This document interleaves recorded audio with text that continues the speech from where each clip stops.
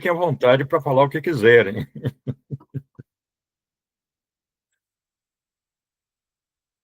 As gravações são feitas em estado bruto, são publicadas em estado bruto, o que a gente fala, deixa de falar. Professor, acabou que eu não sei se os outros fizeram a mesma coisa que eu, mas eu li só o prefácio do Capital, porque eu já tinha lido o manifesto há muito tempo atrás. Tu tinha dito, né, que era mais complementar a parte do manifesto. Achei que a gente ia debater mais o prefácio.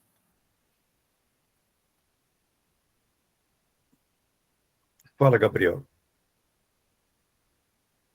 Opa, eu tava relendo, porque ele fez uns anos já o manifesto, mas eu fiquei com uma dúvida quando, na primeira sessão do manifesto, que vai dizer que, né, as classes médias, né, elas têm a tendência à proletarização cada vez maior. E, e que quando essas classes estão numa perspectiva iminente de proletarização, elas aderem ao modo revolucionário. Eu queria perguntar se essa classe à beira da proletarização ela se encaixa como semi-proletariado ou se é outra categorização, não tem nada a ver. O Marx ele fala da relação de várias classes que ainda estão presentes na sociedade capitalista com uma tendência de desaparecimento. Vê que no início do texto ele faz uma exposição de várias estruturas de classe pré-capitalistas, que são bastante complexas, todas segmentadas, né? Então, ele dá o exemplo aí da sociedade romana, da sociedade medieval, e considera que a sociedade capitalista não aboliu as classes, mas simplificou a estrutura de classes, dando a origem, pelo desenvolvimento do modo de produção, a apenas duas classes: o empresariado capitalista e o proletariado, ou a classe dos trabalhadores assalariados. Ato seguido, nesse panorama geral, nesse sobrevoo da formação da sociedade capitalista, ele vai considerar que todas as classes que não sejam o empresariado e o trabalhador assalariado, e os trabalhadores assalariados, tendem a desaparecer no capitalismo. O desenvolvimento capitalista põe em questão essas classes que são resíduos de modos de produção anteriores, e diante da iminência de perder o seu modo de vida, por exemplo, um produtor autônomo, os indivíduos dessas classes podem aderir a determinadas lutas da classe trabalhadora. Mas ele não desenvolve muito isso, fica apenas uma indicação. Você vê que quando ele se refere ao que ele chama de lumpenproletariado, é o segmento mais marginalizado do que ele chama as antigas classes da sociedade. Ele considera que esse lumpenproletariado sempre vai ter uma propensão reacionária, mas tudo está apresentado aí de uma forma muito estenográfica. Ele está dizendo que são duas classes que emergem aí nessa sociedade, elas são os sujeitos fundamentais do antagonismo político no interior da sociedade capitalista, e as outras classes, sendo atingidas em maior ou menor medida pelo desenvolvimento capitalista, vão se alinhar com tal ou qual classe e em tal ou qual contexto.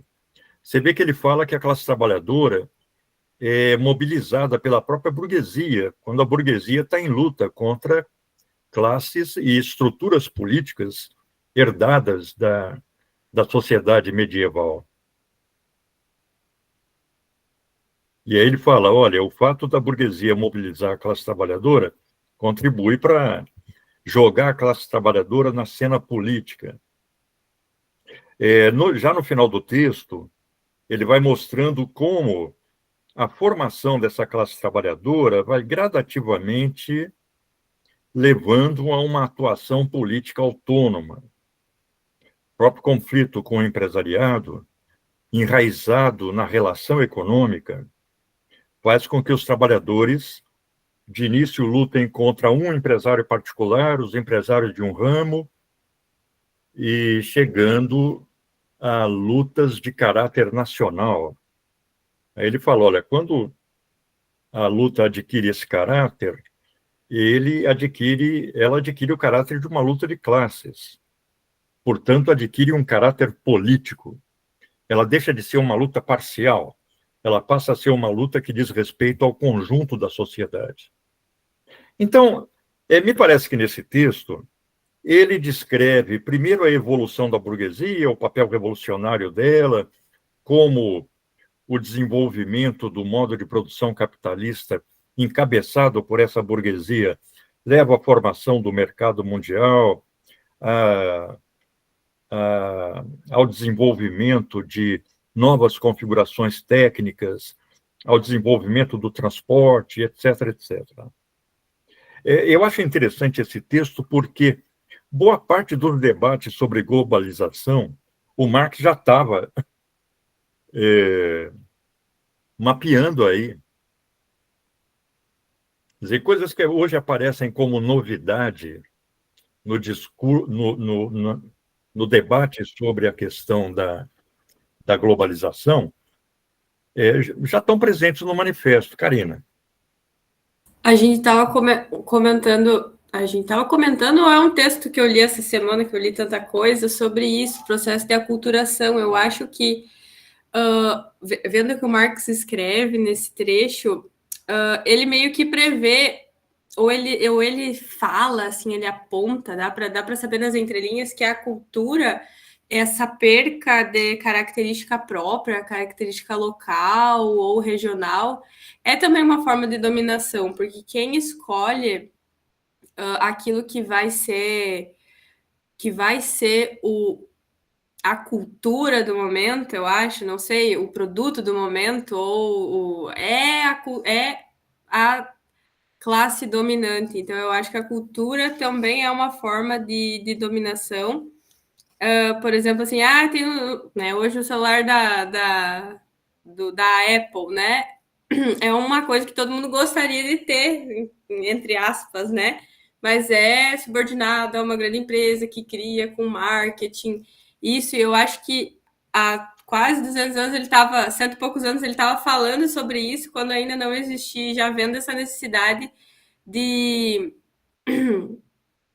Quando ele fala dessa necessidade de mundialização, é também essa perca de característica local e é uma perca de identidade. Então, todo mundo que perde identidade meio que se desconecta de si, e aí é mais fácil dominar, né? Mais fácil não enxergar que está sendo dominado, que está numa posição de subordinação. Não sei se eu me fiz entender. Não, sim, inclusive, eu acho que a Lígia pôs um comentário aqui um comentário escrito. Talvez fosse interessante, Lígia, você expor, porque ela ajuda a desenvolver o argumento da Karina, que em certo sentido, é central nesse texto.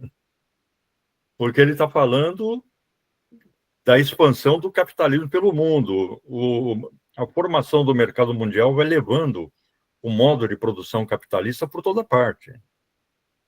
É claro que a gente vê aí uma visão eurocêntrica. Ele está vendo o desenvolvimento capitalista a partir da Europa. Então, essa visão eurocêntrica se manifesta, inclusive, no fato dele chamar os povos não europeus de bárbaros. Os povos bárbaros, né? Hoje isso seria claramente politicamente incorreto, né? Ele está usando aquele esquema grego de que quem não falasse grego era bárbaro, né? Mas eu acho que, apesar dele apresentar essa perspectiva até certo ponto etnocêntrica, etc., Ocidentalista, é professor. ocidentalista. Orientalista, a gente está seguindo esse medieval. No fim do argumento, ele fala, olha, o mercado mundial tende a generalizar um modo de produção capitalista. Tanto que ele fala, a burguesia modela ao mundo a sua imagem e semelhança. Agora, isso não significa que o capitalismo vai se desenvolver da mesma forma. Posso falar? Não, é o Gabriel. Pelo que eu li, que me dá a entender, eu não sei se é isso que o Marx quer dizer, mas essa ascensão da burguesia parece que ela tem que ocorrer em todos os países, não só os países que existia a burguesia, mas os outros países também, por exemplo, sei lá, países do continente africano, países do Oriente, como se a burguesia fosse necessária para essa... Como se fosse um conceito que deveria... ativa. Como se fosse um conceito que deveria ser exportado, digamos assim, para outros países. Como se fosse um dos estágios do desenvolvimento econômico, como se fosse uma regra. O Miguel... Certo. Miguel. Isso é uma coisa que eu percebi lendo. A gente tem que ter noção que é um livro de época com objetivo. Apesar de muita coisa do que ele falar ser extremamente atual, e é nisso que está o valor dele, né? Mas, por exemplo, quando ele fala sobre a luta de classes sempre ter acontecido, hoje a gente, pegando as aulas do Chico como exemplo, que não existe classe em uma sociedade sem consciência de classe, que a gente não pode fazer esse anacronismo, por exemplo, ou esse negócio de bárbaro, enfim. E sobre esse determinismo histórico de uma coisa sempre leva a outra. Então, o feudalismo vai sempre acabar, o feudalismo, entre aspas, no caso, vai sempre acabar com a Revolução Burguesa, levando ao capitalismo para depois, posteriormente, evoluir. A gente tem que ter cuidado com esse tipo de pensamento, eu acho. É por isso que esse trecho ele dá um panorama geral, mas ele é uma grande simplificação. É claro que ele está tentando aí falar desde a formação inicial da burguesia até o seu momento de maior desenvolvimento. Ele fala, olha, o capitalismo se desenvolveu a tal ponto que essa relação econômica ela já começa a se transformar num obstáculo ao desenvolvimento do processo produtivo. Ele chama de forças produtivas. Esse obstáculo ele vê nas crises econômicas, as crises periódicas. No início, a partir de 1819, com a obra do Sismondi, há uma grande preocupação na economia política com as crises, que se tornam periódicas em períodos crescentemente mais curtos e levando a uma grande desorganização do processo de produção. Você vê que o Marx ele fala aí as crises levam não só a uma destruição do produto em larga escala, mas também de forças produtivas, a uma destruição de fábricas, máquinas, falências em geral. Vamos pensar na crise de 29, etc. Então, a sucessão de crises que estava emergindo naquele momento, crises de superprodução, levavam Marx a interpretar o processo como sendo, olha, o capitalismo ele já é um freio ao desenvolvimento do processo produtivo. A relação econômica tem que ser transformada para que o processo produtivo se desenvolva livremente de novo. Então, aí também nós temos uma concepção que a gente pode chamar de datada. Esse livro da Rosa Luxemburgo, que nós estamos discutindo, Acumulação do Capital, é um livro em que ela resgata esse debate sobre as crises, que começa com Sismondi, passa pelo Ricardo e outros economistas burgueses, né? E chega no Marx. Então, ele está tentando fazer aí, da forma mais didática possível. Vamos lembrar que esse é um manifesto político, né? Isso não é um texto teórico, é um libelo, é um texto elaborado com o objetivo de educar e organizar o movimento político dos trabalhadores. Mas a simplificação compromete, é claro. Ele tenta didaticamente apresentar a transformação da sociedade medieval em sociedade capitalista e os limites que o desenvolvimento da sociedade capitalista teriam atingido. E para ele, a partir de uma visão herdada do próprio Hegel, segundo a qual o mundo, a realidade, as coisas se desenvolvem contraditoriamente, ou seja, dialeticamente, a força que emergia para romper essas amarras do capitalismo, essas amarras ao processo produtivo, seria a classe trabalhadora, seria a classe dos trabalhadores assalariados.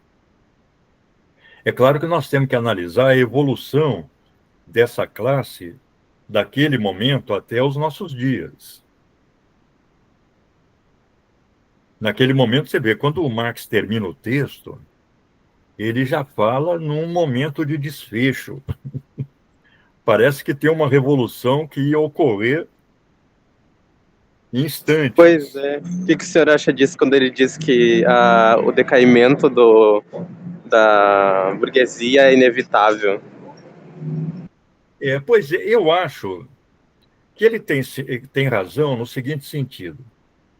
No sentido de que todo modo de produção pode ser considerado transitório, histórico.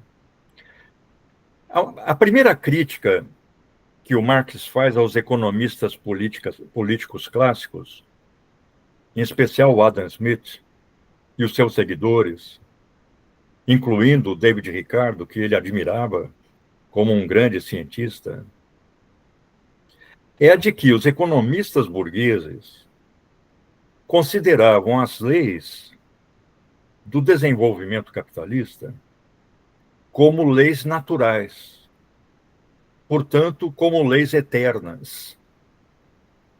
A economia política clássica não via uma perspectiva além do capitalismo.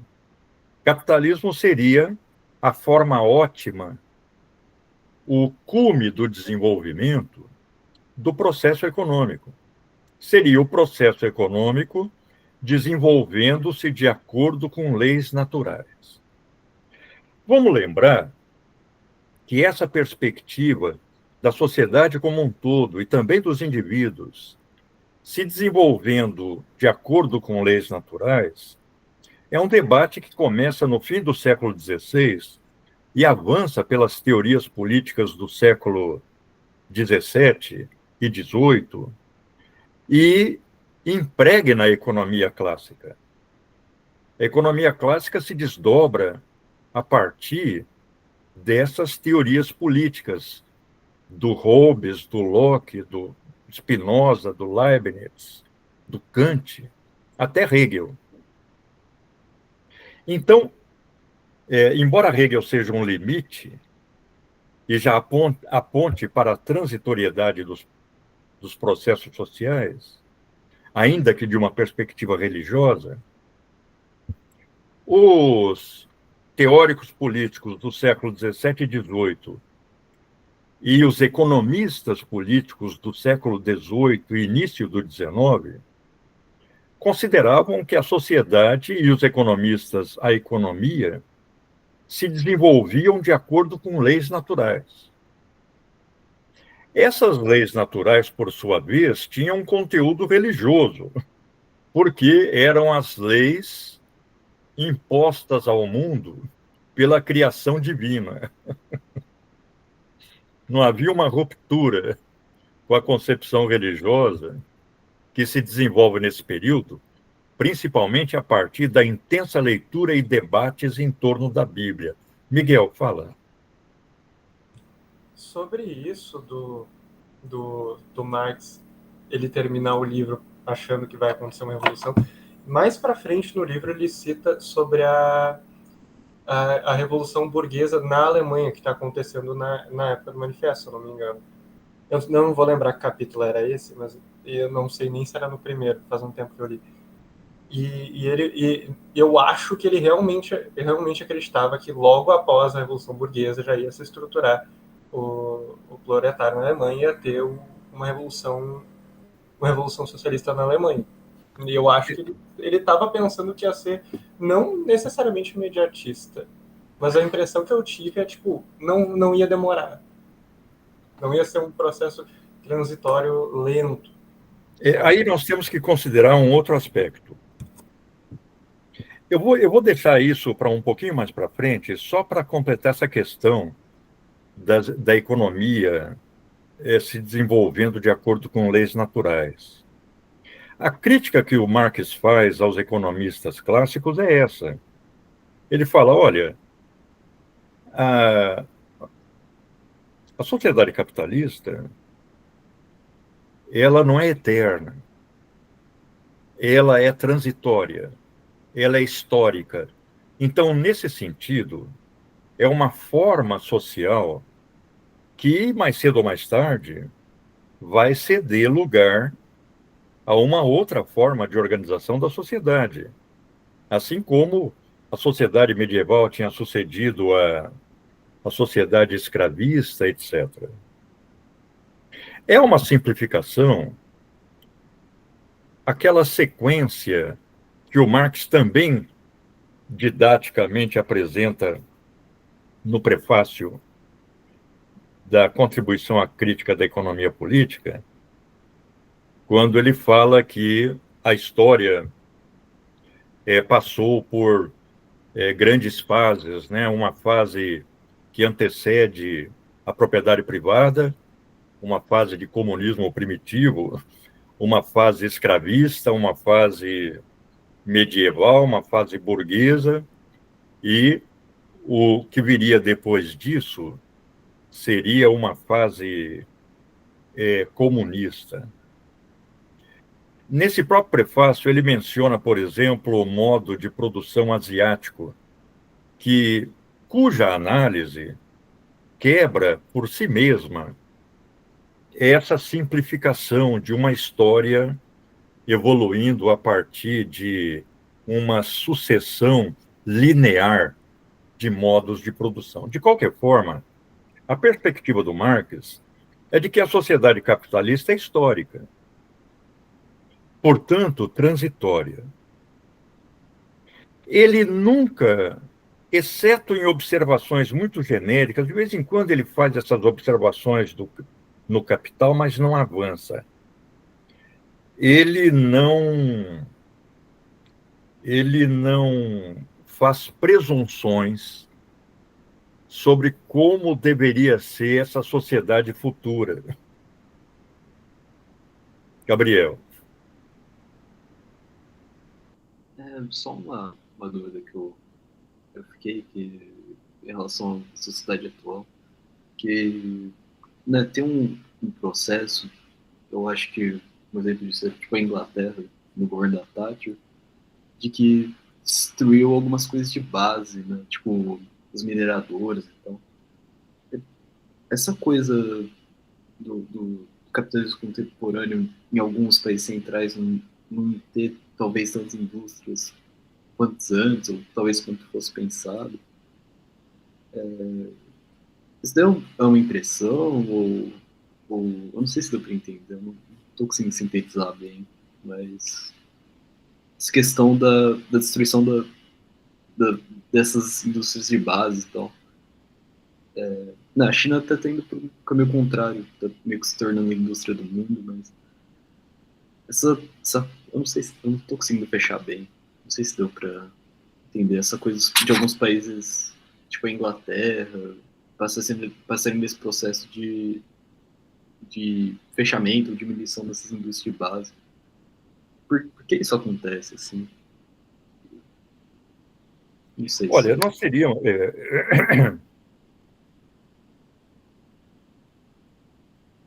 Eu estava argumentando aí a respeito dessa questão das leis naturais, né, e da transitoriedade da sociedade capitalista, mas eu queria complementar a partir daquele questionamento que eu falei logo à frente, vamos discutir isso, que é o seguinte: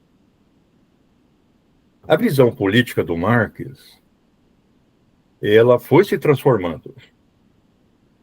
Então, nós temos uma sequência de textos mais especificamente políticos, em que ele vai mudando a sua concepção de Estado, de revolução, por exemplo. Quando ele escreve Guerra Civil na França, que é um balanço da Comuna de Paris, de 1871, ele alerta, ele falava, eu dizia que não tinha condição, que estava muito prematuro desenvolver algo nesse sentido.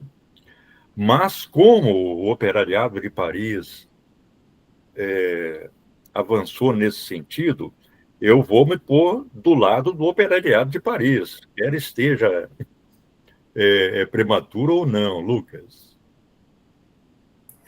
Professor, a minha pergunta não é nesse tópico de agora, mas no primeiro capítulo do manifesto, né, o Marx e o Engels dizem que cada estágio de desenvolvimento da burguesia foi acompanhado por um avanço político correspondente. Isso seria em que sentido, assim? Veja, o Marx considera que e aí nós teríamos que voltar à ideologia alemã, que é o texto em que ele e o Engels elaboram mais circunstanciadamente a sua concepção de sociedade e história. Ele considera que, em última instância, o desenvolvimento da sociedade, veja, é última instância, é determinado pelas transformações de modo de produção. São as transformações de modos de produção, são as mudanças das relações econômicas fundamentais que impulsionam, em última instância, as revoluções sociais. As revoluções sociais, fundadas nessas transformações de modo de produção, que são por si mesmas revoluções econômicas, representam transformações daquilo que ele chama a superestrutura jurídico-política da sociedade. Transformações da configuração política da sociedade. Então, ele está dizendo aí que, na medida em que a burguesia ia se estruturando como classe, ela ia adquirindo um novo espaço e uma nova configuração política no interior da sociedade, gerando mudanças que iriam confluir, como ele apresenta aí, no que ele chama o monopólio do poder pela burguesia, através da constituição do Estado representativo moderno.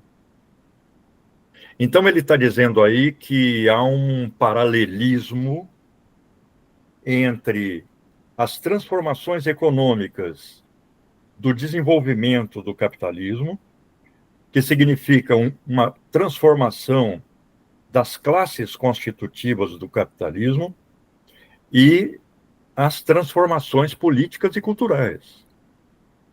Ele dá ênfase aí às transformações políticas. Mas a gente poderia, por exemplo,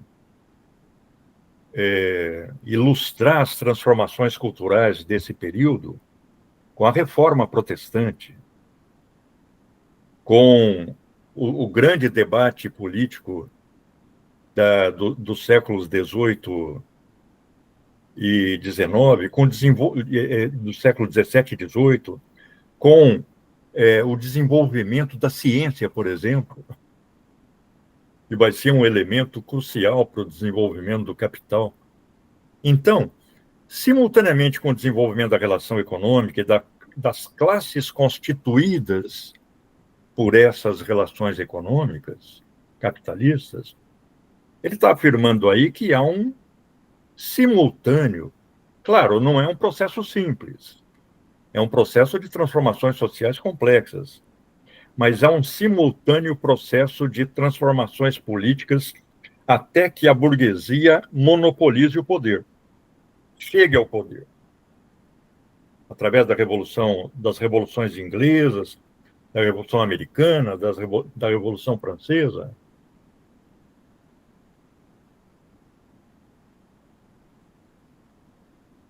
Ele aponta aí a questão cultural mais vinculada à globalização. Ele fala que as criações culturais se tornam globais, a literatura se torna mundial, etc., etc. Mas vamos levar em conta que a Revolução Burguesa, ou as revoluções burguesas, ou seja, as transformações políticas que emergem desse desenvolvimento da burguesia enquanto classe social, implicou transformações culturais, implicou transformações políticas, como a própria formação do Estado, que nós chamamos de moderno, e implicou uma mudança cultural muito significativa que praticamente, ou entre aspas, começa com a Reforma Protestante e com o Renascimento. O Renascimento não teve uma influência política significativa, não atingiu as massas, como diz o Gramsci. Mas a Reforma, sim. Por exemplo, hoje tem aquele trabalho do Christopher Hill sobre o papel da Bíblia nas revoluções burguesas. É uma coisa muito interessante, porque antes que a burguesia desenvolvesse suas próprias ideologias mais articuladas, nas obras do Grotius, do Hobbes, do Spinoza, do Locke, principalmente o Locke, né? O Marx falou que o Locke foi o principal filósofo dos economistas clássicos. O fundamento dessas teorias era a legitimação de uma nova forma de propriedade. A propriedade capitalista, a propriedade individual, a propriedade fundada no trabalho. Muito diferente de qualquer noção de propriedade que possa ter havido em sociedades anteriores. Por exemplo, eu estou dando uma relida nos discursos sobre a primeira década de Tito Livio, mas do Maquiavel, que é um texto que foi publicado em 1532, 31, 32. E o Maquiavel ali, ele já apresenta uma teoria das lutas de classes bem articulada, e essa noção da propriedade fundada no trabalho queria ser a base do desenvolvimento das teorias políticas burguesas e da economia política clássica, a partir do final do século XVI, percorrendo o século XVII e todo o XVIII. Então, é a ideia de que, a partir da transformação econômica, vai ocorrer uma transformação jurídico, política e cultural. Mas o Marx, ele põe um elemento de complexidade mesmo nesse texto simples, porque ele fala essas transformações políticas repercutiam de volta no desenvolvimento da burguesia. Não era um processo unilateral. Mas essa ideia que já está lá na ideologia alemã, aliás, seria muito interessante nós discutirmos em algum momento aquele capítulo sobre Feuerbach da ideologia alemã, onde o Marx e o Engels desenvolvem a tese de que, em última instância, é aquilo que os seres humanos fazem para assegurar suas condições materiais de existência, ou seja, produzir a comida, o vestimento, a proteção. Isso Marx chama de o primeiro ato histórico. Quer dizer, são esses atos básicos, fundados no trabalho, que, em última instância, vão determinar toda a organização da sociedade. Embora eles não apresentem apenas essa questão da reprodução das condições materiais de existência, ele expõe ao lado, entrelaçadamente, com essa produção econômica, a organização da reprodução, ou seja, a família. Isso Marx nunca desenvolveu. Tem várias notas periféricas que ele desenvolve sobre a família burguesa, a família do operário, etc., mas nunca prestou muita atenção a isso, nunca dedicou muito tempo a isso.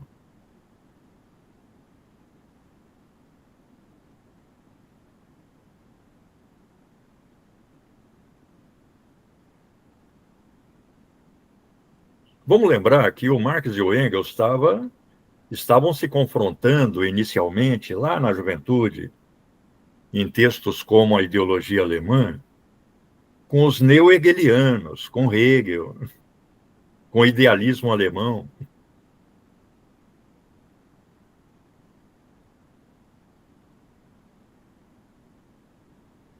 Então, a perspectiva deles na ideologia alemã é de que, no fundamento da sociedade, não está a matéria em oposição à ideia, está a prática. Está a maneira como as pessoas produzem a sua vida material. Ele até reclama de ser chamado de materialista na ideologia alemã, embora depois ele vá se auto-intitular materialista.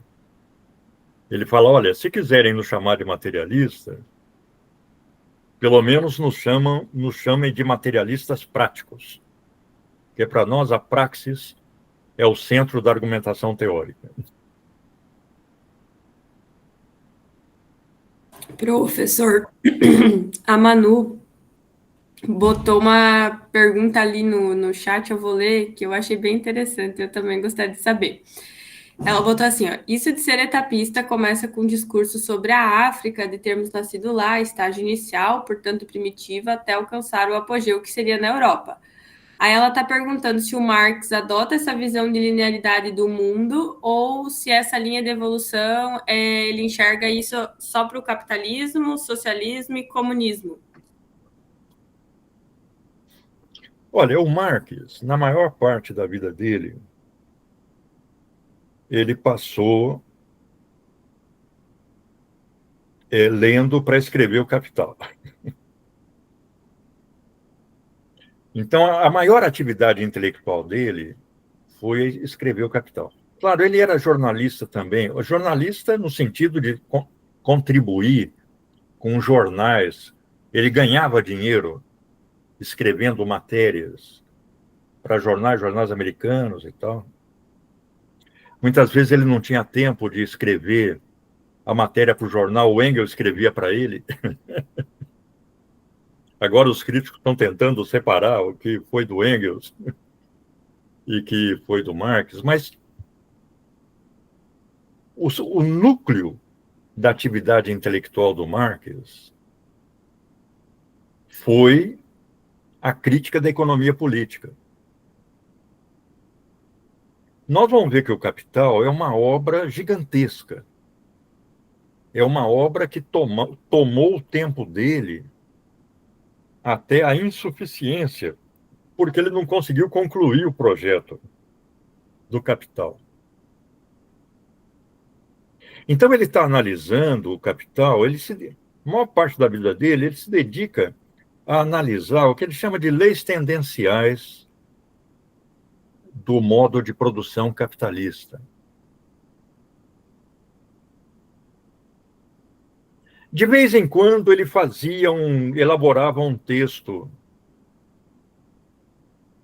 relacionado com a conjuntura política. Textos que acabariam se tornando importantes, inclusive, no desenvolvimento da teoria política do próprio Marx. Por exemplo, as lutas de classe na França. Por exemplo, o 18 Brumário, de Luiz Bonaparte. Esse texto, particularmente, está presente em toda a bibliografia de teoria política. Depois, a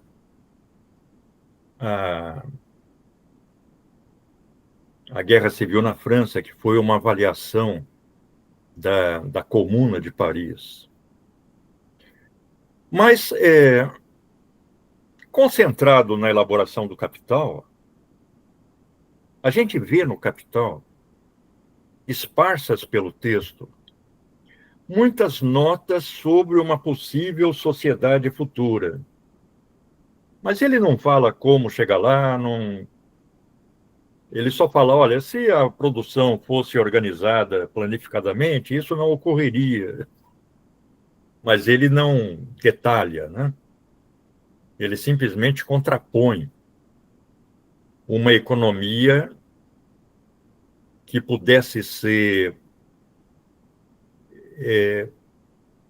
planificada centralizadamente, a anarquia da produção capitalista, baseada na iniciativa individual. Então, há um desequilíbrio entre a obra política do Marx e a obra econômica, na qual ele se concentrou.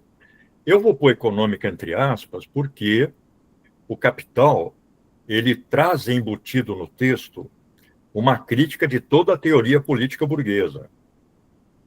Ele não é um texto estritamente econômico.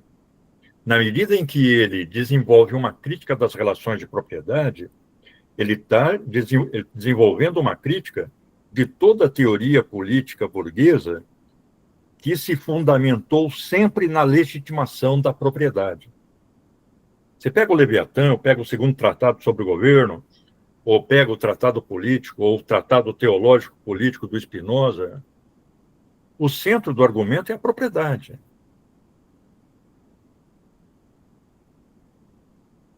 Tanto que, depois, intelectuais mais recentes, como Althusser, ou um pouco menos recentes, como Gramsci, particularmente o Althusser, vão considerar que o Marx não chegou a desenvolver uma teoria do Estado. Talvez haja um certo exagero nessa formulação do Althusser, mas ele fala, olha, o Marx desenvolveu aquela concepção de que o Estado é basicamente aquela estrutura burocrática constituída por uma burocracia civil e uma burocracia militar, tendo no topo um governo.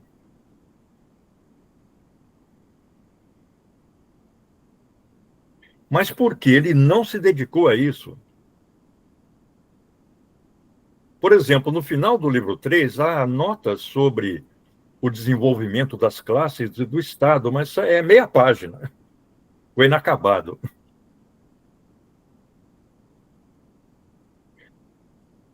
Miguel. Perdão. Miguel, respondendo à pergunta que você põe aqui nas mensagens, sim, o Engels tem um importante livro chamado A Origem da Família, da Propriedade Privada e do Estado, que está discutindo isso também. Agora, o Engels, ele se baseia na obra do Morgan, e ele já vai fazer uma análise mais circunstanciada das relações familiares.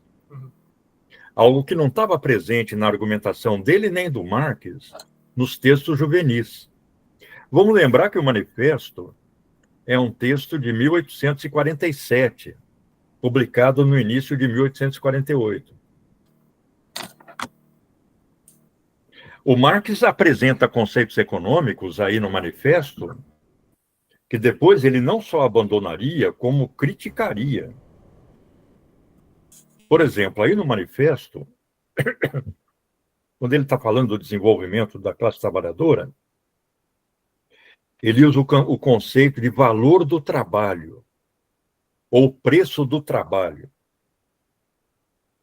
Um dos principais elementos do novo sistema de teoria econômica desenvolvida pelo Marx está fundada na crítica desse conceito. Ele considera que o trabalho não tem valor, que o trabalho produz valor, que o trabalhador vende não é o trabalho. O que o trabalhador vende em troca de um salário é a sua força de trabalho. Esse conceito de força de trabalho seria crucial para ele desenvolver a sua teoria da mais-valia. Então, ele está usando aí no Manifesto conceitos que ele ainda não tinha desenvolvido, que depois ele abandonaria.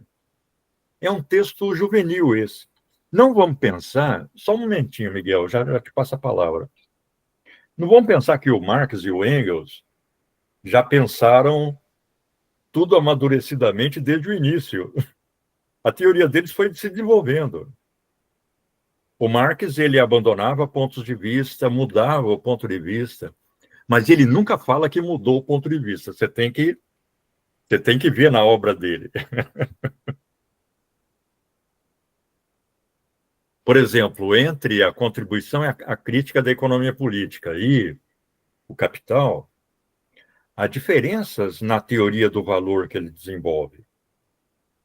Mas no Capital, ele só fala que incorporou a teoria do valor da contribuição à crítica,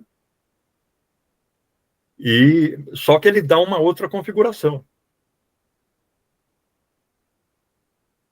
Então, a gente vai ver, se a gente fizer uma varredura atenta na obra do Marx, nós vamos ver que no transcorrer da vida, ele mudou, abandonou conceitos, mudou pontos de vista.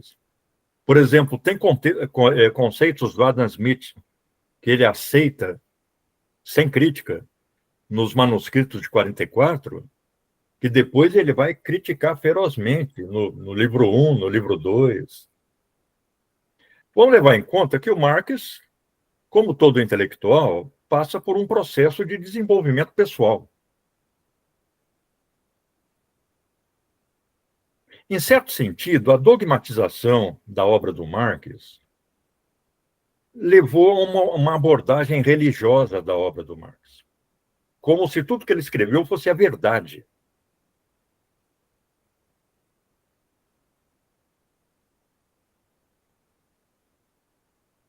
Mas a obra do Marx é uma obra, claro, ele é um cara genial, mas é uma obra como a obra de todo intelectual. Ele muda pontos de vista, altera a perspectiva. E ele em nenhum momento coloca o porquê que mudou essa visão. Ele nunca põe. Eu, pelo menos, não vi em nenhum lugar em que ele falou, olha, em tal lugar eu pensava assim, agora eu penso assado. Não, porque eu fiquei pensando, porque se ele colocasse o porquê de mudar essa visão, a gente poderia acompanhar a linha de raciocínio dele. Claro, não, mas ele não faz isso. É meio intuitivo, no feeling.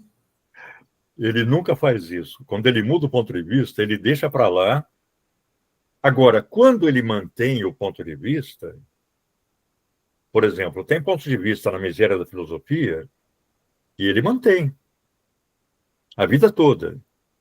Aí ele reproduz, cita no Capital, cita nos textos da maturidade, mas aquilo que ele abandona,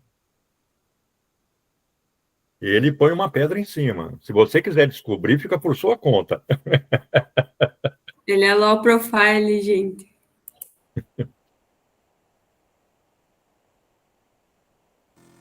Professor, eu me perdi um pouco em questão a última explicação sobre o que tu estava querendo dizer. Se o Marx adota a visão de linearidade do mundo etapista ou se é parada de capitalismo, socialismo e comunismo. Eu acho que é mais fácil a gente ver uma linearidade na concepção histórica do Marx do que uma complexidade. Por exemplo, há um texto do Lévi-Strauss que foi elaborado por ele logo após a derrota do nazifascismo e por encomenda da Unesco, chamado Raça e História. Esse é um texto relativamente curto, em que ele critica essas concepções lineares de história. Porque na concepção hitlerista de história, a concepção hitlerista de história estava baseada não na luta de classes, mas na luta de raças. O Minha Luta falou, olha, a história até nossos dias foi a história da luta de raças. Ele quase que parafraseia o manifesto. As raças superiores vão destruir ou escravizar as raças inferiores. O Barbosa Lessa, elaborando a ideologia do MTG, o movimento tradicionalista, ele fala, a história até nossos dias foi uma história de luta de culturas, em que a cultura superior vai destruir ou subordinar as culturas inferiores. Então, o texto Raça e História, do Lévi-Strauss, eu achei um texto muito instrutivo, porque ele, com base nas 1000 monografias de antropólogos, etc., ele vai mostrando a impossibilidade de um desenvolvimento histórico linear, de uma só linha de desenvolvimento histórico. Nós temos uma multiplicidade de desenvolvimentos históricos. Mas vamos considerar que o Marx, nesse momento aí, e eu acho que ele manteve isso no transcorrer da vida, ele está pensando o desenvolvimento capitalista como o desenvolvimento de um modo de produção que sai da Europa para ganhar o mundo e que remodela o mundo à sua imagem e semelhança, ou seja, o modo de produção capitalista transforma o mundo em um mundo capitalista, com base no mercado mundial, articulado pelos meios de transporte, pelos meios de comunicação. O Marx, nos textos dele, a partir daí, no Capital é muito visível isso, ele está muito admirado com a velocidade dos navios, com o telégrafo. Ele está muito admirado com a fotografia. E eram grandes inovações, Karina. Eu estava pensando aqui, enquanto o senhor estava falando, ele fala da questão dos estados médios, né? O pequeno industrial, o pequeno comerciante, o artesão, o camponês. E aí eu fiz uma ligação desse parágrafo dele, né? Que ele fala que é uma classe que uma classe que pode, que é conservadora na origem, mas que pode ser reacionária na medida em que se junta ao proletariado, enfim. Hoje, esse pessoal, não sei, será que a gente pode comparar eles àqueles que não entendem o Capital, não entendem as teorias de Marx e criticam e falam tão mal do fantasma comunista? Ou é uma falta de... coisa assim. Ou esse pessoal não pode ser comparado e é outra coisa que ele quer dizer, fazendo uma analogia bem tosca. Talvez haja algum elemento desse aspecto da sociedade burguesa que o Marx está levantando aí contemporaneamente. Então, a gente vai ver o tempo todo pequenos empresários indo à falência, produtores autônomos, produtores familiares, perdendo suas terras. Agora, vamos considerar que nós estamos vivendo 150 anos depois. O capitalismo se transformou muito. A burguesia se transformou muito. A classe trabalhadora se transformou muito. Será que nós podemos falar em classe trabalhadora com essa uniformidade de condições sociais que o Marx fala aí no Capital?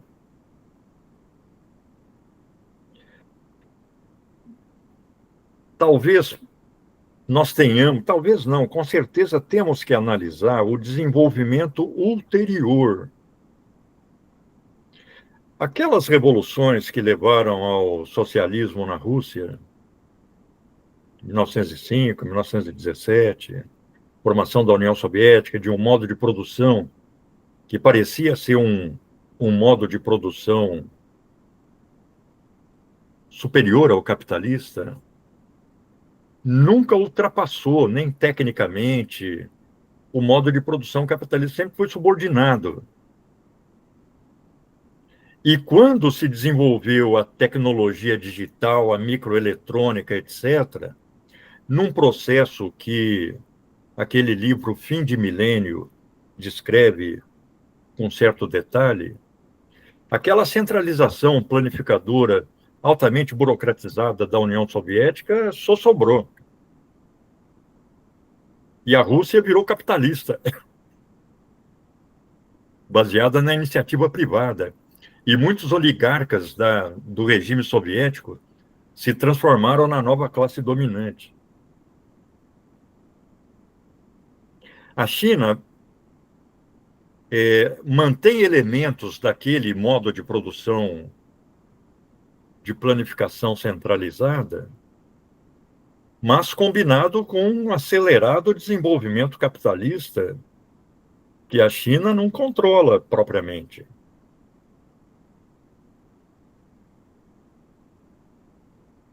Você vê, mesmo uma sociedade como Cuba,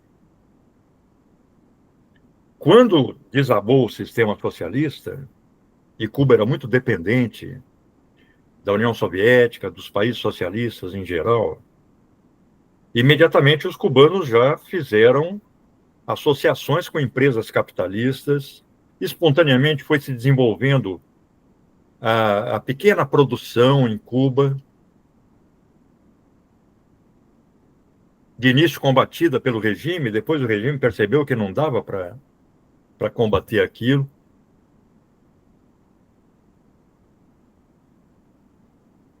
Talvez o único território desse modo de produção, de planificação centralizado, que permaneça sem mudança substantiva, seja a Coreia do Norte, com todos os problemas que a gente vê de dificuldades de desenvolvimento.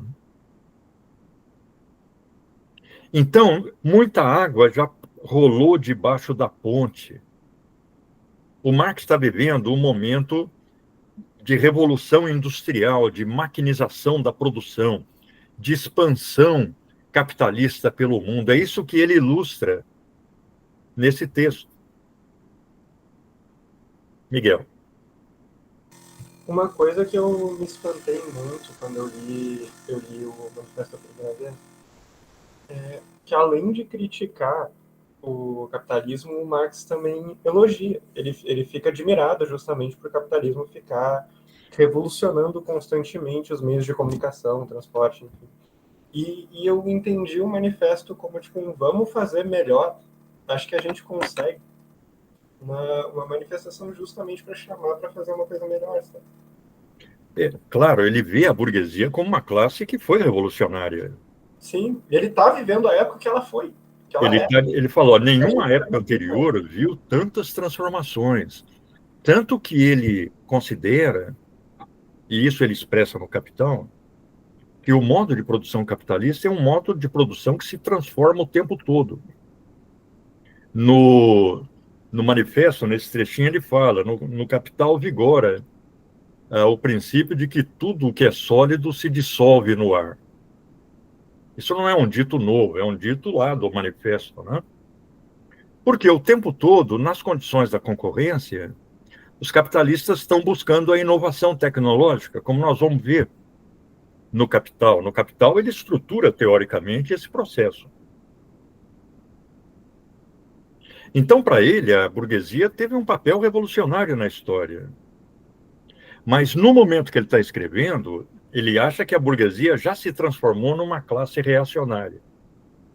Ela já tomou o poder e agora está se confrontando com a classe de que de acordo com ele,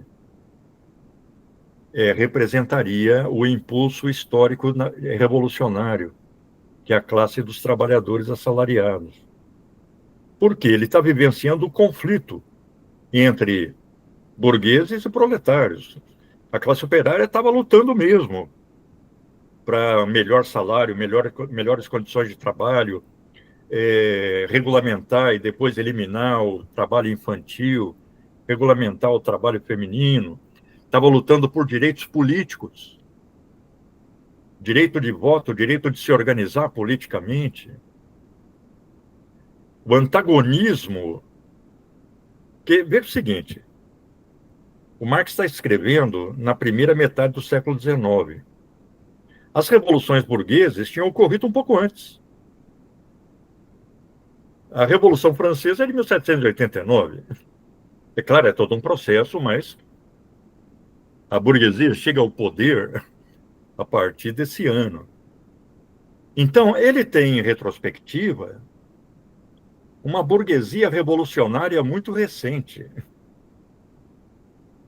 mas que agora está no poder e está reagindo às exigências da classe trabalhadora.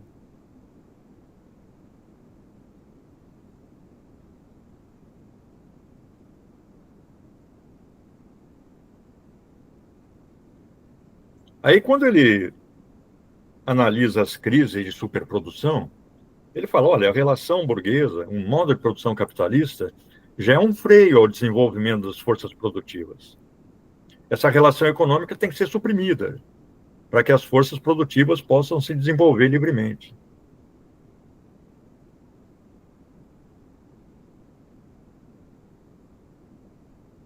Agora, como eu disse, 150 anos depois, nós temos que relativizar esse argumento. Nós temos que datar esse argumento. Há uma luta anticapitalista hoje? A minha opinião é que tem. Embora a classe trabalhadora tenha se diversificado, em determinados contextos adquire uma prática política até mesmo reacionária, vamos levar em conta que segmentos do operariado francês apoiou a Marine Le Pen. E segmentos do operariado americano votou no Trump.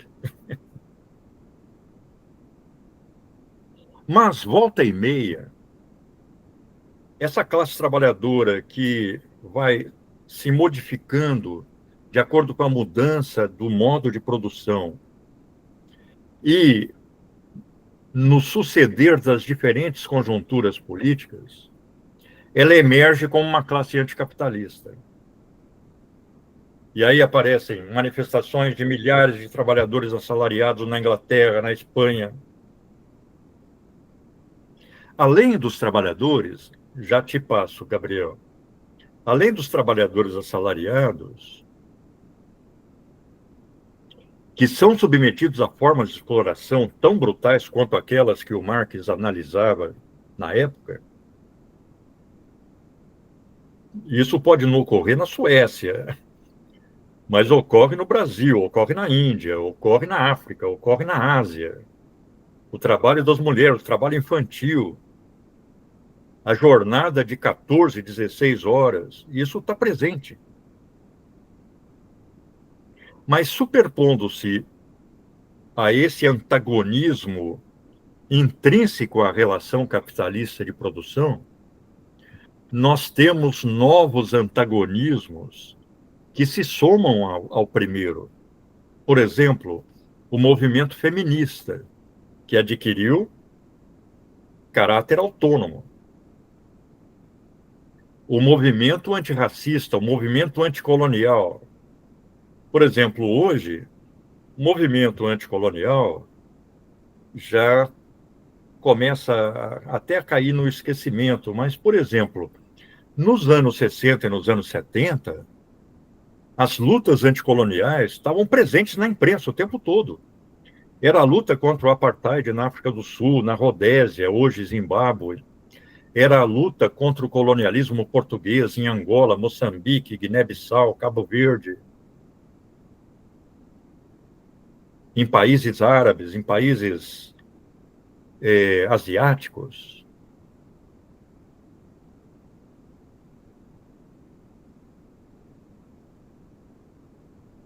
As massas LGBT emergem com grandes manifestações. De repente, você vê a Paulista lotada. Ao ponto, por exemplo, do regime reacionário da Hungria conseguir aprovar uma lei de proibir as manifestações LGBT. Por quê? Porque elas se confrontam com essa raiz do sistema. Gabriel. Opa, só fazendo uma dúvida rápida, que tem uma parte, né, no Manifesto Comunista, na primeira sessão, o Marx ele vai dizer, estou aqui buscando... O seu som está muito entrecortado, viu, Gabriel? Eu não estou conseguindo entender tudo que você está falando. Agora está melhor? Agora está bem melhor. Perdão, a conexão aqui está meio... tá péssima. Mas... É o dilema imagem ou som, né? Mas questão de que... eu não estou me lembrando, mas de que correr a muralha da China caem com os preços baixos. Então, na questão da implementação do capitalismo, eu não consigo achar um termo melhor, mas de uma forma burocrática, de certa forma. E aí, relacionando isso daí, se essa implementação burocrática ela passa em outros países também pelas mesmas etapas, então, tipo, todos os países têm que, da Idade Média para não sei onde, para chegar na implementação desse capitalismo burocrático, ou se, de certa forma, entre aspas, né, se pula algumas etapas e se implementa desse modo. Eu não sei se o meu termo é bom, porque no maoísmo tem uma tradição de capitalismo burocrático, e eu não sei se tem a ver com isso. Então, perdão se o termo é meio... não sei. Pô, ele está falando aí do que ele chama de artilharia pesada do capital, que é a mercadoria barata, né? Vamos lembrar que, principalmente os ingleses, estavam entrando na China com ópio e tal, se confrontando militarmente com a estrutura política chinesa, né? Assim como estavam se expandindo pela África, formando o mundo colonial. Quer dizer, a formação do mundo colonial, que é global, é uma expressão desse movimento que o Marx aponta aí. Agora, entre nós considerarmos essa expansão do capitalismo que tende a moldar o mundo à sua imagem e semelhança, e considerar que cada sociedade que se forma nessa expansão capitalista vai passar pelas mesmas fases da sociedade europeia, aí já é uma aplicação mecânica de uma visão política mecânica.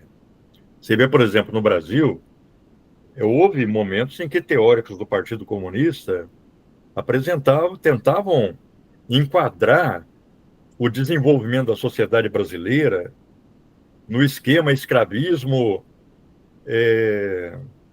relações feudais e relações capitalistas,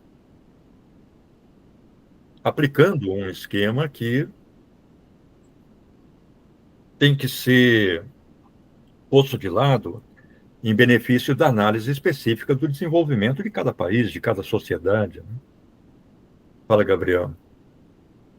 O senhor vai me perdoar a ansiedade, mas é que eu lembrei agora que o Prestes disse que eu acho que o pior erro da vida política dele foi ter classificado o Brasil como um país semi-feudal. Ele disse isso no Roda Viva. Exatamente. Não, você pega alguns textos de história do Brasil, formação histórica do Brasil, dos anos 40, dos anos 50, nós vamos ver essa tese do feudalismo no Brasil. Eu acho que um texto que implodiu essa tese e pôs em discussão com grande força essa tese foi aquele A Revolução Brasileira do Caio Prado Júnior, em que ele contestava essa noção de feudalismo no Brasil, né? Por exemplo, discutindo agora o livro da Rosa Luxemburgo, eu retomei o desenvolvimento do capitalismo na Rússia do Lenin. O Lenin, ele está criticando alguns economistas populistas, Vorontsov, o Danielson e tal, que, em função do resíduo de relações feudais na Rússia, consideravam impossível o desenvolvimento do capitalismo na Rússia, a formação de um mercado interno. Ele fala, não, a Rússia vai passar pelo mesmo processo que outros países. Agora, a gente vê, por exemplo, no prefácio que nós vamos discutir a semana que vem, o Marx desenvolveu a seguinte tese. Todos os países vão passar pelo mesmo processo. É como se, naquele momento, ele estava achando que o capitalismo tinha uma forma de desenvolvimento que iria se reproduzir em todos os países. É por isso que eu acho que nós temos que datar o Marx. Eu acho que o Capital tem uma grande atualidade, mesmo esse texto do manifesto continua com uma grande atualidade, mas nós temos que discutir isso que nós estamos discutindo aqui. Os limites históricos do texto e da concepção do Marx. Vamos levar em conta que aquela transformação do marxismo em ortodoxia, principalmente no período stalinista, mas antes isso já começava a ser desenvolvido, levou a grandes simplificações. Você pegava um manual de marxismo-leninismo, é uma bíblia, sem contradições, tudo simples, tudo é Lucas. No campo de debate marxista tem muita polêmica acerca do revisionismo de certas obras basilares do marxismo, tipo o Manifesto, o Capital, etc. O senhor acha que o revisionismo é algo que pode ser visto como uma coisa boa para adaptar a teoria aos tempos atuais? Essa expressão revisionismo, ela adquiriu particular relevo na crítica do Lenin, principalmente da Rosa Luxemburgo, de alguns marxistas da Alemanha, da Rússia, da Áustria, que se contrapunham a obras de teóricos da Segunda Internacional, principalmente do Partido Social Democrata Alemão e do Partido Social Democrata Austríaco. E, efetivamente, nós vamos ter, por exemplo, em obras como a do Bernstein, do Kautsky, de outros, Max Adler, etc., alguns foram marxistas importantes, a incorporação de teses neocantianas e etc. Então, há um confronto teórico que leva ao uso dessa expressão. Mas, ao mesmo tempo, eu acho que essa expressão contribuiu para o desenvolvimento de uma ortodoxia marxista.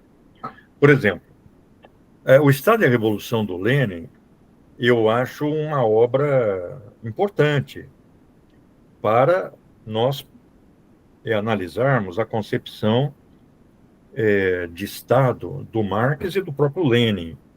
Mas ali, nitidamente, ele já faz algo que o Marx nunca fez.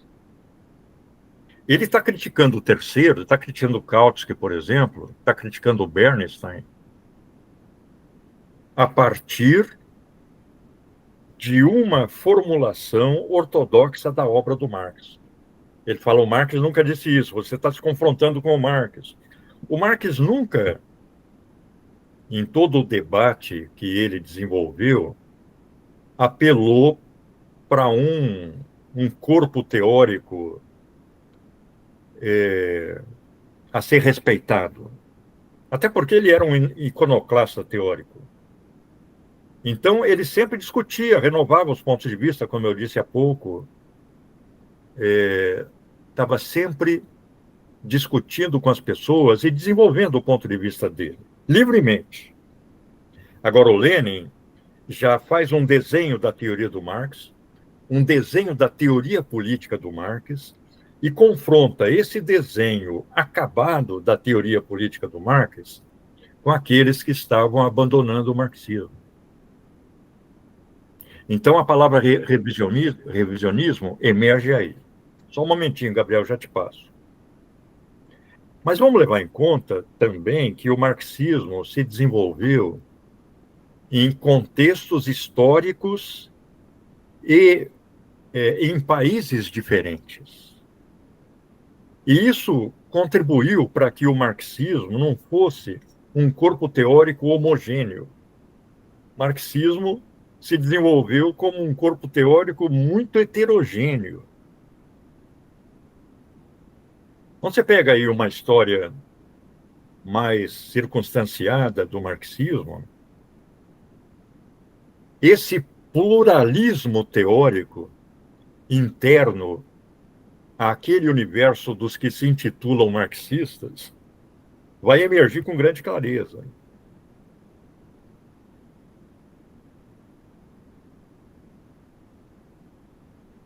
A tentativa dos soviéticos, e particularmente durante o período stalinista, de articular uma ortodoxia marxista ou marxista-leninista, naufragou.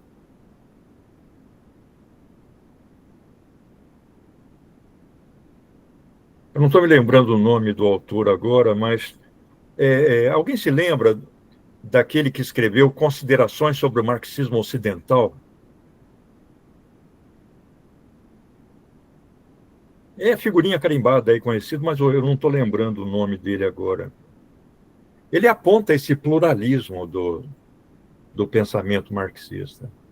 Então, na China se desenvolve de um jeito, na Rússia de outro, no Brasil de outro, na Europa Ocidental, em cada país, o marxismo vai adquirir um perfil diferenciado, com desdobramentos políticos diversos. Perry Anderson, Manuela anotou aqui, o João Vitor também.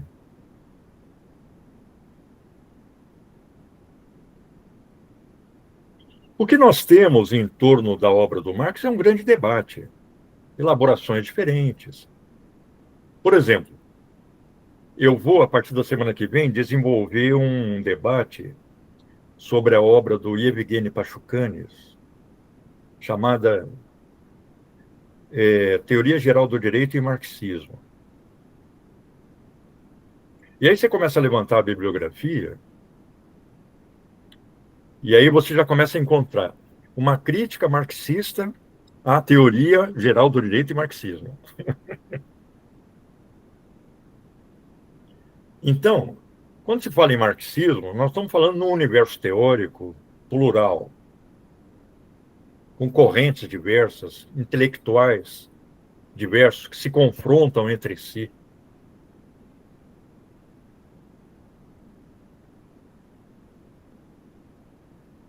Nem as igrejas que querem ser ortodoxas por dever de ofício conseguem se homogeneizar doutrinariamente.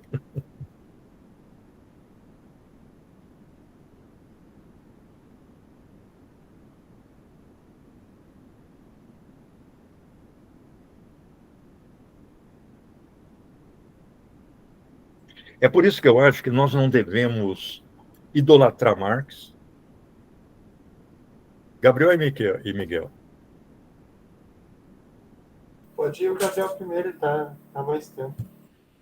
Ah, beleza, licença. Perdão, primeiro, perdão por levantar tanta mão, é que esse tema causa paixões, assim, eu gosto muito dessas coisas. E se o senhor me dá licença, posso perguntar uma coisa sobre o Lenin, sobre o imperialismo estar superior do capitalismo? Olha, eu acho uma obra importante essa do Lenin. Ela está baseada no Capital. Quando a gente lê o Capital, a gente vê que as formulações fundamentais do imperialismo como estágio superior do capitalismo já estão presentes. Só que o Marx morreu em 83. Ele morreu num processo em que ele via a monopolização como uma propensão, assim como a exportação de capitais, que são conceitos fundamentais aí do imperialismo. Mas o Lenin está discutindo isso num contexto de já forte cartelização da economia, das economias capitalistas mais desenvolvidas, né? A formação de trusts, a substituição relativa da exportação de mercadoria pela exportação de capitais. Então, acho uma obra importante nesse debate. Desculpe. Junto com a obra da Rosa, a obra do Hilferding. Tem um debate aí sobre o imperialismo. Tem uma obra do Bukharin também sobre isso, né? Bukharin. Miguel. Bom, professor, eu queria seguir a onda de perguntas do chat, a pergunta da Paloma. Você poderia falar um pouco sobre a interferência do mercado nas relações humanas, como para formação de família, ter filhos, sentimentos abstratos, etc.? Você acha que ele se mantém como descreveu ou que se intensificou?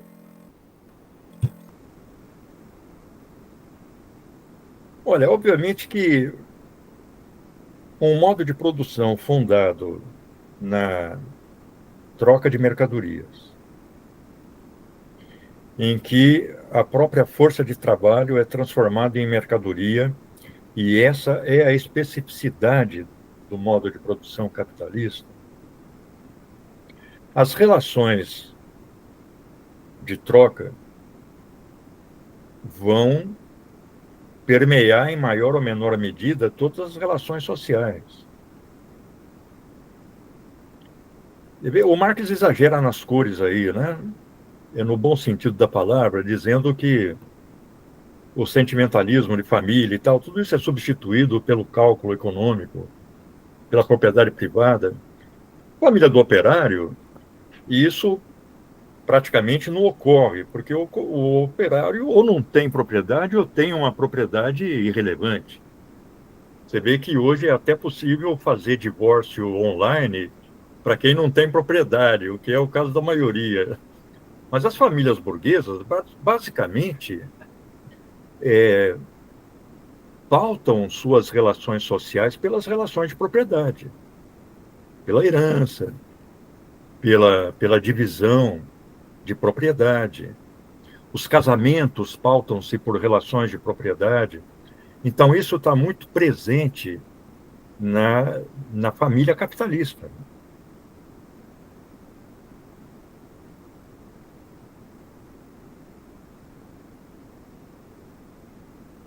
Ele está dizendo, claro que ele põe isso em proximidade com a dissolução dos laços feudais e tal, né? O que ele está dizendo é que tudo está subordinado a essa relação de troca de mercadorias, ao cálculo econômico. Ele fala, isso atinge também a literatura, a ciência, a dignidade do escritor, do cientista, cai por terra, todo mundo vira assalariado. Todo mundo passa a ser vendedor de uma mercadoria. Paloma.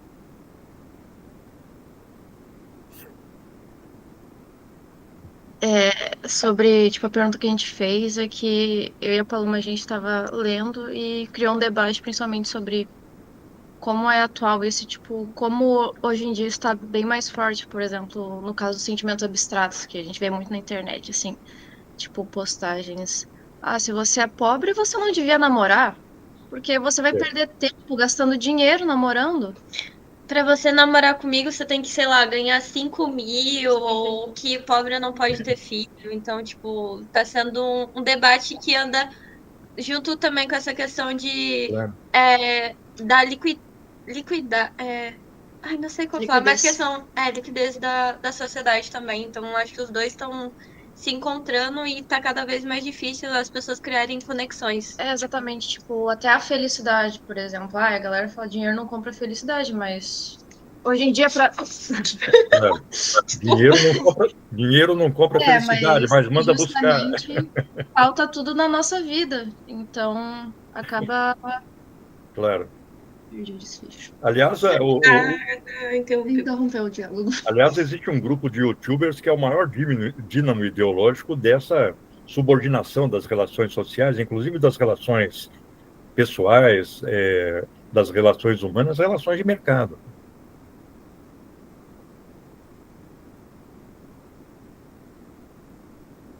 Ou seja, aquela realidade que o Marx estava analisando lá, no contexto dele,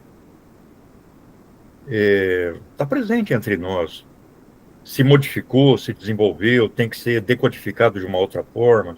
Está presente aí. A relação fundamental que ele analisa, que é o trabalho assalariado, continua a se reproduzir. Você vê, a análise do sistema educacional tem que passar por isso, que a escola basicamente é uma ferramenta de reprodução de classes.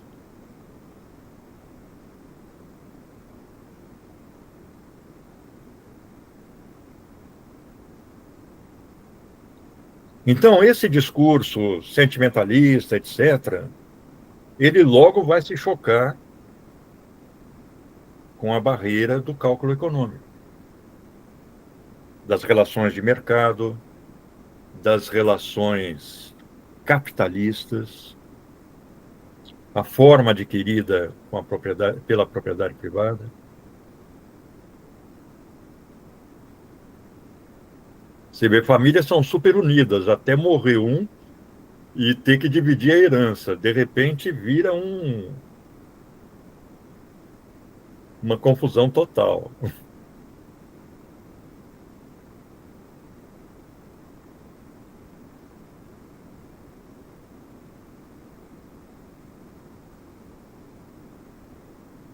É claro que o Marx ele incorporava boa parte dessa realidade através da literatura, né? Se você lê, por exemplo, eu me lembro muito da literatura de cavalaria andante, quando o Marx está criticando os cavaleiros, os laços, os coloridos laços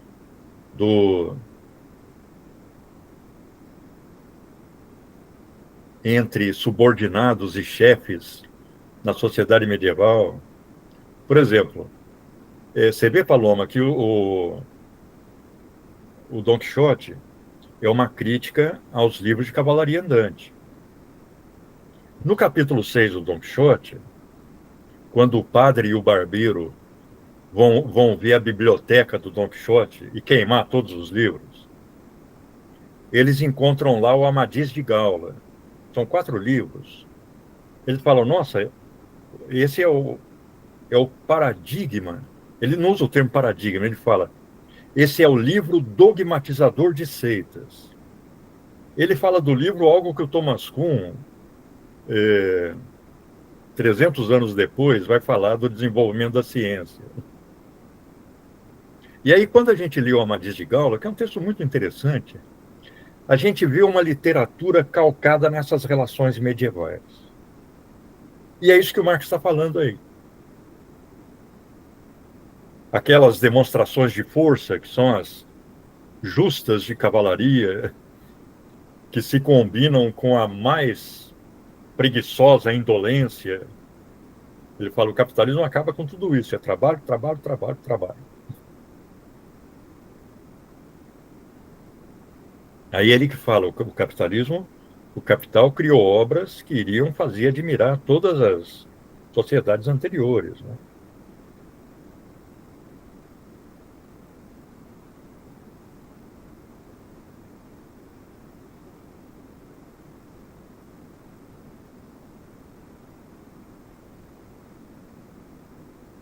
Enfim, é um cara que está analisando o impacto histórico do capitalismo.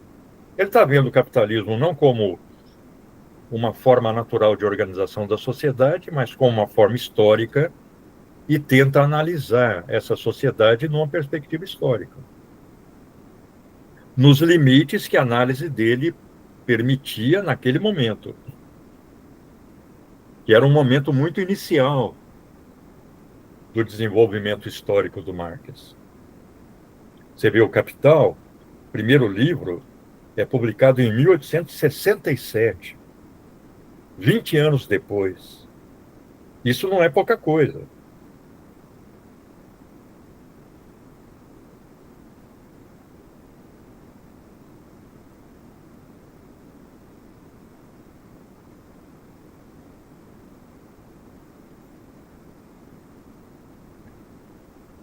Não sei, pessoal, talvez a gente possa ficar por aqui hoje. Alguém gostaria de levantar mais alguma questão e tal? Claro, não discutimos tudo, não esgotamos o texto, nem esgotaríamos, mas acho que com uma abertura, vocês vão ver que o Capital ele está muito relacionado com esse cenário que o Marx traça nessa seção do manifesto. Alguém lê em alemão? Não, às vezes tem uma pessoa de família alemã e tal, ou já morou na Alemanha. É que eu tenho... Mal português, professor. É que eu tenho a primeira edição do Capital, do manifesto aqui, a edição de 1848. Se alguém quiser para ter, eu compartilho.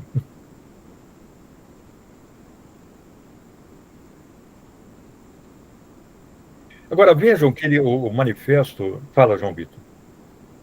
Mas o senhor lê em alemão? Eu leio. O Capital eu tenho lido. Quer dizer, eu leio até certo ponto, né? Eu já estou lendo com uma boa desenvoltura. Quando eu dei aula na escola da Volkswagen, em 1970 bolinha, eles tinham um curso de alemão dentro da fábrica que eles ofereciam para funcionários que iam para a Alemanha. Aí eu fiz esse curso. Eu era professor da escola lá, mas aí eu falei, não, eu quero fazer esse curso. E aí aprendi. Com aquele núcleo que eu aprendi, eu fui desenvolvendo, né? Então hoje dá para ler o Capital bem, dá para ler a Rosa Luxemburgo e tal. Para mim o difícil do alemão é pegar um texto do cotidiano. Porque o texto do cotidiano descreve detalhes, né? Fechadura, porta, dobradiça, aí são palavras que você tem que ficar buscando no dicionário o tempo todo.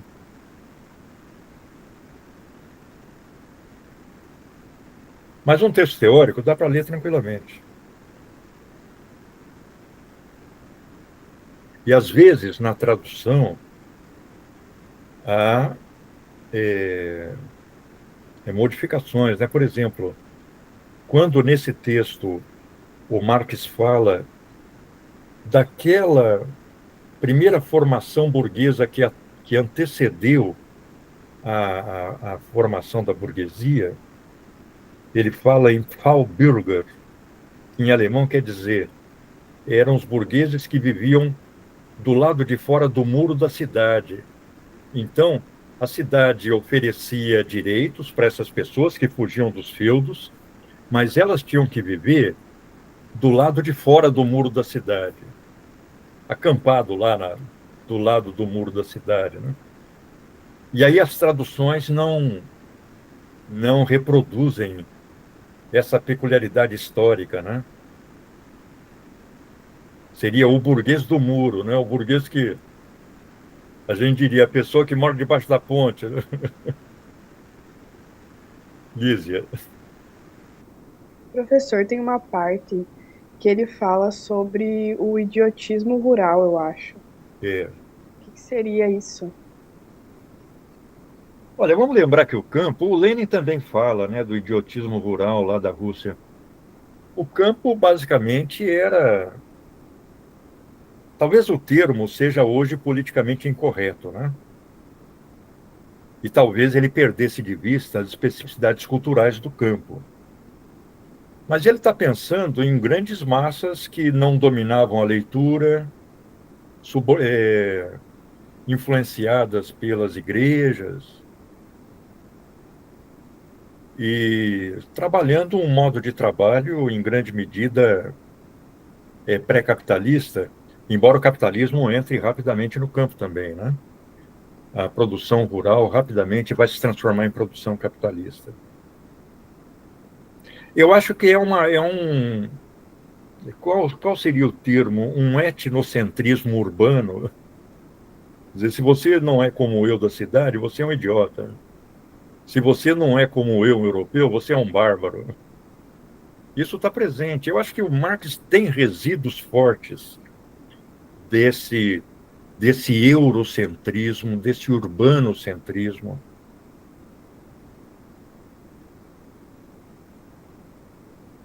Quando ele fala do escravizado, ele fala o negro, a negra.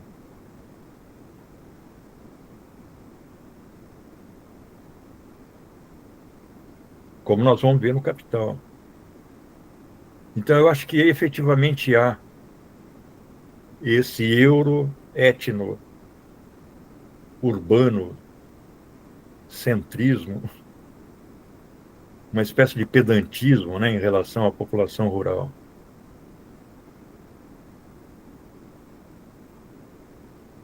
Até eu acho que em relação às mulheres, não sei se eu interpretei errado, né? Mas quando ele fala sobre força e habilidade. Não, eu acho que você tem razão. Sim. O ponto de vista do Marx é um ponto de vista patriarcal. Ele, no Capital, ele registra a transformação que as mulheres e a família operária estão sofrendo, porque as mulheres estão sendo incorporadas pela fábrica, se tornando assalariadas. Então ele fala, isso definitivamente muda a posição da mulher na sociedade, muda a organização da família e muda a relação entre os sexos. Então, ele antevê uma transformação muito grande, mas ele não tira todas as consequências disso. De vez em quando, a gente vê no Capital uma observação nostálgica do trabalho doméstico da mulher, em comparação com a situação dela na fábrica. Então, eu acho que há isso. Por exemplo, hoje tem sido feita uma crítica feminista ao Capital. Talvez uma das principais expoentes dessa crítica seja a Roswitha Schultz, que escreveu um livro chamado Capitalismo e Sexo. Nesse livro, ele mostra como o Marx perde de vista a maioria das mulheres da sociedade constituída exatamente pelas donas de casa. Elas têm um papel crucial na reprodução da força de trabalho, que é um elemento importante da teoria do Marx, mas o Marx nem faz referência a elas, ou faz referências muito periféricas. Então, o movimento feminista, as pesquisas feministas, estão se encarregando de apontar essa limitação, que é histórica também da obra do Marx. Claro, ele não é um reacionário defendendo posições de igreja ou coisa assim. Tanto que ele aponta essa transformação na situação da mulher, das relações entre os sexos, da família, etc. Uma mudança que veio para ficar, definitiva. Mas ele não avança. Como ele não está concentrado nisso, ele não avança nesse campo. E, de vez em quando, ele reproduz elementos patriarcais de um senso comum que ele compartilhava. Você vê a fotografia dele com a esposa, é nitidamente patriarcal. Ele sentado e a esposa de pé atrás dele.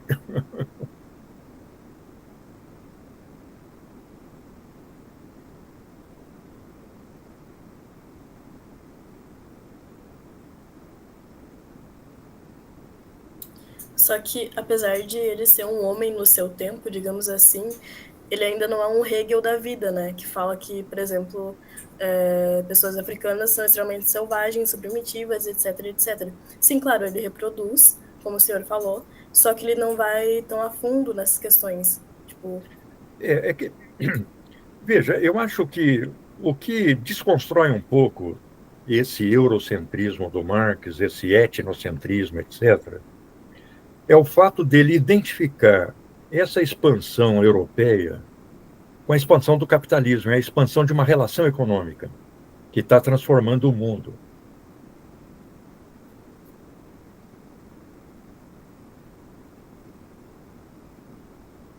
Mas, claro, ele compartilhou em grande medida a sociedade do seu tempo, né? Fala, João Vitor.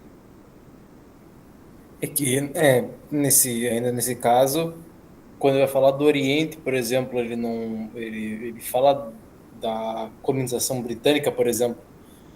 Ele não exatamente está falando daquilo como se fosse algo bom, mas ao mesmo tempo não algo negativo, uma necessidade histórica para se alcançar a revolução, né?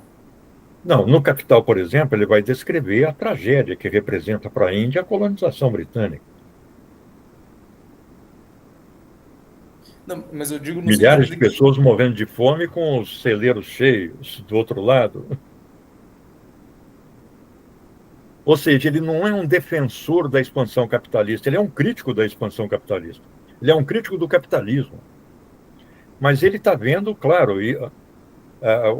o poder de expansão desse processo histórico, né? O poder de desenvolvimento desse processo histórico. De certa forma, também tem uma parte que dá a entender que ele ironiza esse conceito de civilização, né? Isso que eles chamam de civilização, eu acho que... Exatamente. Assim. Civilização é o capital para ele. Sim. O que chamam de civilização é o capital. Embora de vez em quando ele usa povos civilizados e tal, no sentido de povos com uma cultura mais desenvolvida, no sentido de uma literatura, uma ciência. Aí também ele vai ser bem eurocêntrico, né? Bem etnocêntrico.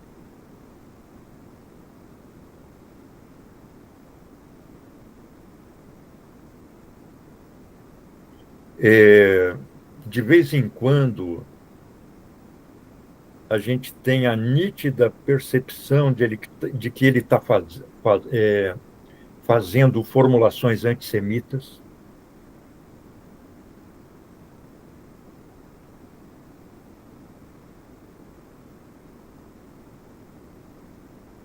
Então ele fala, mercadoria além do hebraico fala a linguagem do dinheiro.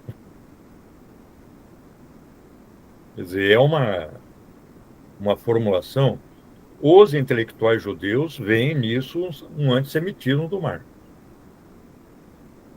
Vamos lembrar que o antissemitismo era institucionalizado na Alemanha. O próprio Marx ele tem uma origem semita, mas a família é cristã nova, né? Se converteu ao cristianismo para poder ocupar cargos públicos, entrar na universidade e tal. A Alemanha tinha cota para judeu, mas era cota para limitar a entrada na universidade.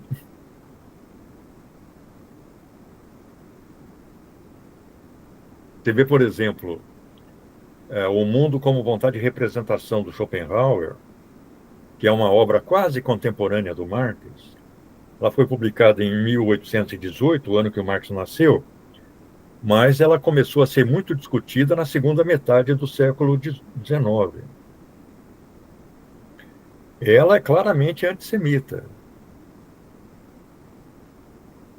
Tanto que o único filósofo que o Hitler elogia no Mein Kampf é o Schopenhauer,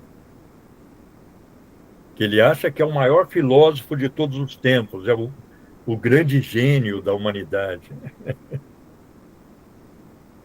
Então, o contexto antissemita é muito forte também.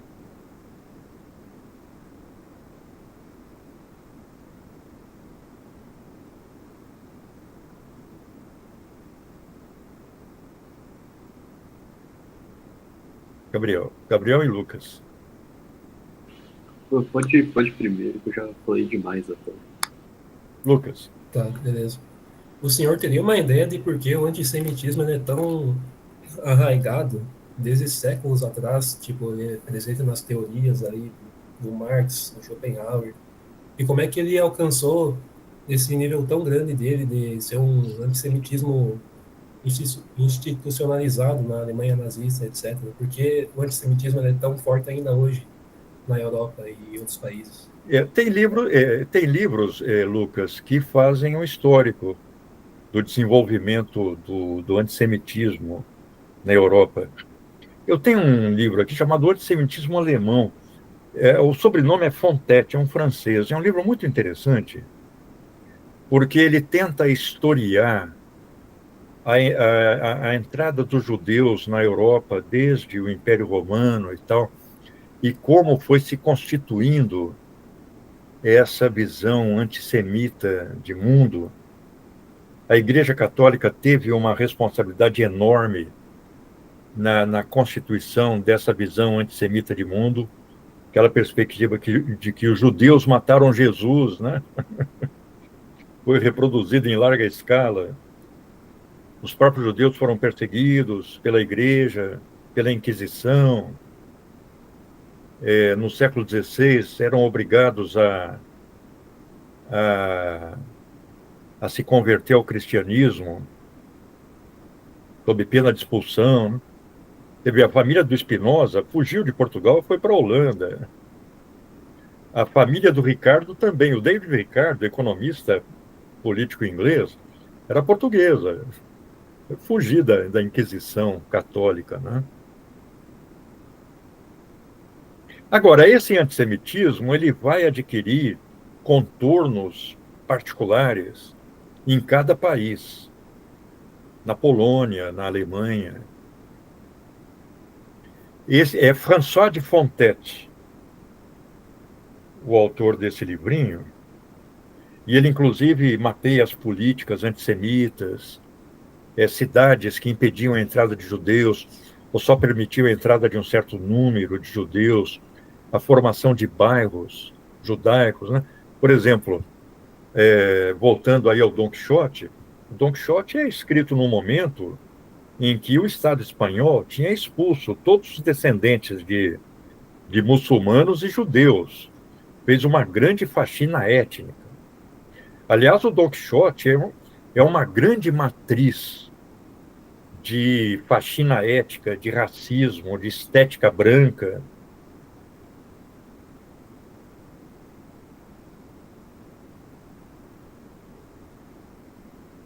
Em grande medida, o Dom Quixote é exaltado em determinados círculos devido a essa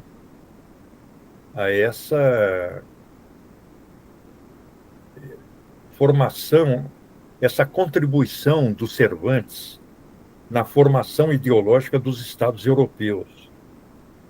É claro que o Don Quixote é uma obra complexa, e ele vai ser exaltado, inclusive, por tendências de esquerda e tudo mais, né?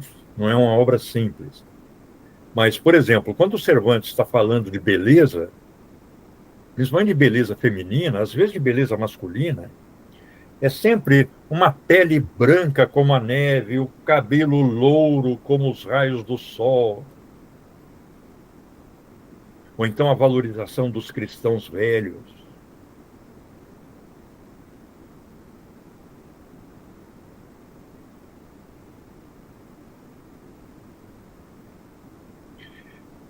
O antissemitismo, em particular, e o racismo em geral, são intrínsecos ao desenvolvimento do capitalismo e do Estado capitalista. A gente pega isso na literatura, lá já do século XVI e início do XVII.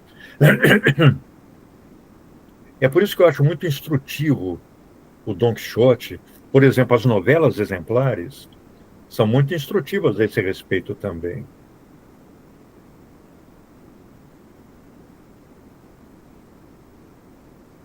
É o Estado capitalista constituindo-se ideologicamente. Mas o antissemitismo precede o capitalismo, ele começa a se constituir ainda no âmbito do Império Romano, porque os judeus, eles avançaram, de acordo com esse François de Fontetti, pela Europa adentro, chegando inclusive à Europa Oriental, junto com os romanos.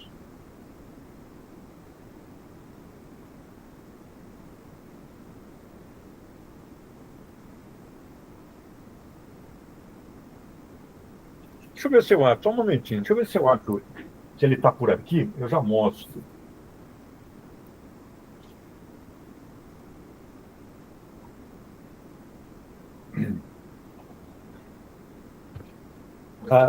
Eu não achei do François de Fontaine, mas achei outro. O Antissemitismo Alemão, do Pierre Sorlin. É esse livrinho?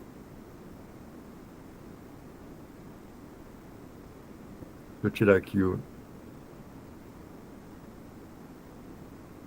É da perspectiva, é como uma coleção Cronos. Então, por exemplo, ele fala, ele divide, né, os fatos. Primeira parte, os fatos. A fase do desprezo, nacionalismo e antissemitismo, a noite nazista. Depois, elementos do dossiê do estado atual do problema. Mas tem um outro livrinho sobre o antissemitismo, do François de Fontetti, que eu acho mais completo que esse aqui.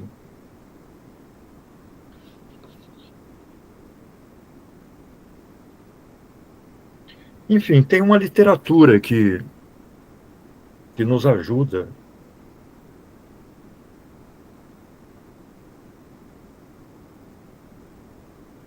Vamos levar em conta que nessa fase que o Marx está elaborando o manifesto, em que a burguesia já se transforma numa classe reacionária, chegou ao poder e quer preservá-lo, aquelas teorias políticas revolucionárias da burguesia estão cedendo lugar às ideologias românticas. As teorias do século XVII e XVIII consideravam que os homens são todos iguais, portadores de uma natureza humana comum, e daí derivavam todo o direito natural. A burguesia se transformando em classe reacionária, por exemplo, na Alemanha, na França, já vai desenvolver ideologias, principalmente a partir da obra do poeta Herder, poeta e filósofo, que consideram que os homens não são naturalmente iguais. Pelo contrário, os homens são naturalmente diferentes. Não existe o homem em geral, o ser humano em geral. O que existe é o alemão, o chinês, o brasileiro, determinado por características geográficas, pela consanguinidade, pelas características raciais, pela língua, pela cultura. Essa ideologia romântica iria desaguar no nazismo.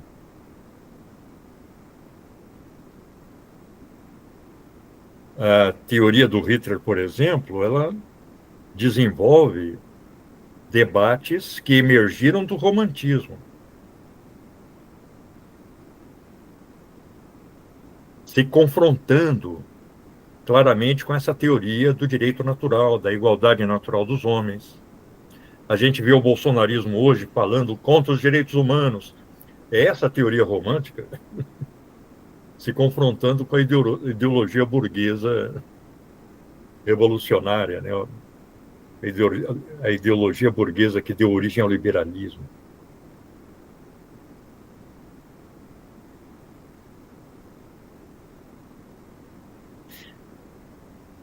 Bom, pessoal, acho que...